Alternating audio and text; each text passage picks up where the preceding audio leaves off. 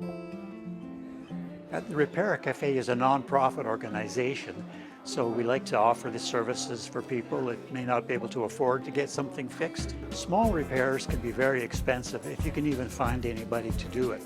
So doing it as a volunteer service, then it really promotes helping people in the community to not waste funds on buying something new when something could be fixed and operational again.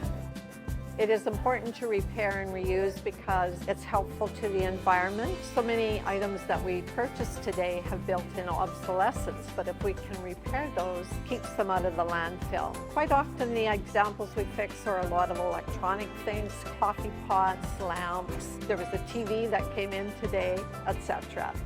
During the pandemic, all of our aprons and tools were stolen, so Affinity stepped up and provided us with the money to buy new aprons and some tools as well. It's really a great feeling to know that there are people and organizations that want to help us achieve our goal of helping to recycle and repurpose material.